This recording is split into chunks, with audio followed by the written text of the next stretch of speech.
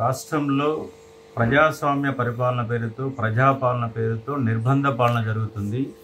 నన్ను ఇంట్లో నిర్బంధించారు. చుట్టూ 150 మంది పోలీసులను పెట్టారు.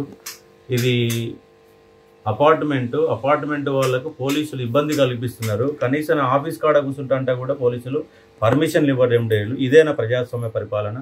30 లక్షల మంది నిరుద్యోగులు రోడ్ల మీద తిరుగుతున్నారు. ఒక్క ఉద్యోగం పెంచకుండా ఇంత దౌర్భాగ్యమైన ప్రభుత్వాన్ని ఎన్నుకున్నందుకు చాలా సిగ్గుపడుతున్నా. నేను 5,000 కిలోమీటర్లు తిరిగిన ఇలాంటి దొంగ ప్రభుత్వం కోసం ఇక్కడ నిరుద్యోగులారా ఒక్కసారి ఆలోచన చేయండి. ఇటువంటి ప్రభుత్వానికి అసలు నూకలు లేకుండా చేయాల్సిన పరిస్థితి ఏర్పడింది. ఇంతమంది ఉద్యోగాలు పోస్టులు పెంచాలని చెప్తే సంకనాక మరి వీళ్ళు 2 లక్షల ఉద్యోగాలు ఎందుకు ప్రకటన చేశారు కూడా అర్థం కావడం లేదు. పోలీసుల నిర్బంధం ఎంత నిర్బంధం అంటే అంత నిర్బంధం. ఇంట్లోకి వెళ్ళి ఒక్కళ్ళు రావనట్లేరు, పోనీయట్లేరు. అపార్ట్మెంట్ వాళ్ళని కూడా ఇంట్లోకి రానియకుండా 150 మంది పోలీసులు పెట్టారు. ఇలాంటి నిర్బంధ పరిపాలన ఎక్కడ కూడా చూడలేదు. వీళ్ళు చెప్పేదేమో శ్రీరంగ నీతులు చేసే అన్నట్టుగా వీళ్ళ యొక్క పరిపాలన కొనసాగుతూ ఉంది. ఇది ప్రజాస్వామ్యానికి విఘాతం కలిగించే విధంగా అపార్ట్మెంట్లను కూడా ఇబ్బంది పెట్టి వాళ్ళ యొక్క పర్సనల్ ఇంట్లోకి కూడా పోలీసులు వచ్చేసి ఇబ్బంది పెట్టే ప్రయత్నం జరుగుతూ ఉంది. బట్ ఎమ్మటే పోలీసులను అపార్ట్మెంట్కి వెళ్ళి అందరూ దూరంగా వెళ్ళిపోవాల్సిందిగా నేను కోరుతా ఉన్నాను.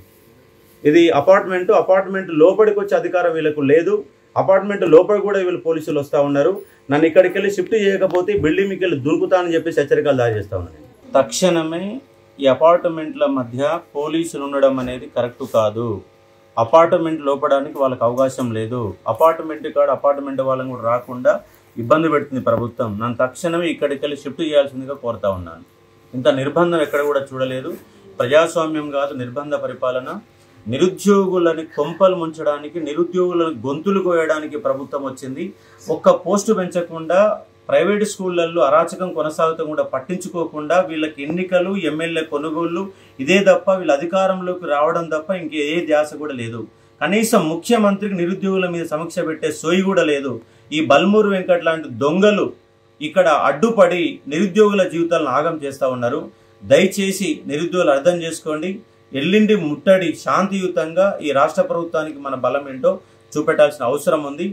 ఇలాగే ఈ నిర్బంధకాండ కొనసాగితే ముందు వాళ్లకు నూకలు చెల్తాయి. ఎన్ని రోజులు పోస్టులు పెంచకుండా ఉంటారో నేను చూస్తాను. నా ప్రాణం పోయే వరకు కూడా నీ నిరాహార దీక్ష అనేది విరమించే ప్రసక్తి లేదు. ఇమీడియట్గా నా అపార్ట్మెంట్కి వెళ్ళి ఇక్కడ అపార్ట్మెంట్ వాళ్ళకి ఇబ్బంది కలుగుతుంది కాబట్టి ఇక్కడికి వెళ్ళి నన్ను ఎమ్మటే ఇక్కడిని షిఫ్ట్ చేయాల్సిందిగా కోరుతా ఉన్నాము. మీకు ధైర్యం ఉంటే మీ పోలీస్ స్టేషన్లో దీక్ష చేస్తాను. తీసుకోపోండి, మీ పోలీస్ స్టేషన్లో కూర్చొని దీక్ష చేస్తాను. ఇంట్లో నిర్బంధం చేయడం ఎందుకు?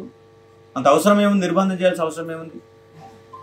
ఎక్కడ కూడా ప్రజాస్వామ్య పరిపాలన ఇదేనా మీ ప్రజాస్వామ్య పరిపాలన కొనసాగేది? మోతీలాల్ 9 రోజుల పాటు నిరాహార దీక్ష చేస్తే కూడా సోయి లేని గవర్నమెంట్, సోయి లేకుండా కనీసం మంత్రులు అనే వాళ్ళకి సోయి లేకుండా పరిపాలన కొనసాగుతుంది. మీకు మంత్రివర్గ విస్తరణ ఇంపార్టెంట్, ఎమ్మెల్యే కొనుగోలు ఇంపార్టెంట్. రాష్ట్రంలో 30 లక్షల మంది ఉద్యోగాలు పెంచాలని కోరితే ఒక్క ఉద్యోగం కూడా పెంచకుండా ఎంతవరకు దౌర్భాగ్యం. ఈ దౌర్భాగ్యాన్ని తొలగించాలని కోరుతా ఉన్నాను. మీకు ముందు నేను లాస్ట్ టైం ప్రభుత్వానికి వ్యతిరేకంగా ఉద్యమం చేస్తాను, మీ ప్రభుత్వాలు వచ్చినాయి. ఇలాంటి వాళ్ళు ఎందరో కలుస్తేనే మీ ప్రభుత్వం ప్రజాస్వామ్య పరిపాలన కొనసాగుతోంది. కాబట్టి ఇప్పటికైనా నిరుద్యోగులారా మేల్కొనాలా. ఉద్యోగాలు వీళ్ళు ఇయర్ క్యాలెండర్ కూడా ముష్టేస్తారు. రేపు ఈ రియల్ క్యాలెండర్ పెట్టి నాటకాలు ఆడుతున్నా రేపు ముష్టి ఎంత ముష్టేస్తారంటే గ్రూప్ 2లో 100 పోస్టులు, గ్రూప్ 3లో 200, గ్రూప్ 1లో 50, ఏఈలో ఒక 15, ఇట్లా అన్ని కలిపినా 2000 పోస్టులు కూడా వేయకుండా ఈ రియల్ క్యాలెండర్ వేసే దౌర్భాగ్యమైన పరిస్థితి ఉంటుంది. ఎందుకంటే ఇవాళ ఈయన 400 పోస్టులు పెంచలేనని రేపు 2 లక్షల ఉద్యోగాలు ఎట్లా నింపుతాడు? యాడికెళ్ళి నింపుతాడు? సోయి లేకుండా హామీలు ఇచ్చి ఇవాళ చేత కాదని చేతులేసే ప్రయత్నం జరుగుతుంది ప్రభుత్వానికి. రేపు ఇయర్ క్యాలెండర్ పేరుతో నిరుద్యోగులని వాళ్ళని ముంచే ప్రయత్నం జరుగుతూ ఉంది. కాబట్టి నిరుద్యోగులంతా మేల్కొనాల్సిందే. 9 రోజుల పాటు దీక్ష చేస్తే కూడా సోయి లేని గవర్నమెంట్ ఎంతో అలాంటి గవర్నమెంట్. ఈ గవర్నమెంట్కు మీడియా, ముఖ్యంగా ప్రధాన మీడియా ఇవాళ నిరుద్యోగులకి మద్దతు తెలపడం లేదు. లేదంటే ముందు కూడా మీ పత్రికలని, మీ మీడియాను మొత్తం కూడా నిరుద్యోగులంతా దూరం పెట్టే ఒక పరిస్థితి కూడా ఏర్పడుతుంది. అంటే 30 లక్షల మంది నిరుద్యోగులు ఆగమాగం చేసుకుంటే పట్టించుకునే ఒక పరిస్థితి ఏంటని నేను ప్రశ్నిస్తా ఉన్నా. కానీ దౌర్భాగ్యమైన పరిస్థితి. ఇంట్లో దొడ్లో దోలినట్టుగా వీళ్ళు నిర్బంధకాండ చేస్తూ ఉన్నారు. కాబట్టి ఇమ్మడి తక్షణమే ఇక్కడికి వెళ్ళి బయటికి పోనీకపోతే ఇప్పుడు నేను చూస్తాను, కిందికి వెళ్ళిపోతే నన్ను ఎవరు అడ్డుకుంటారో చూస్తాను ఇప్పుడు.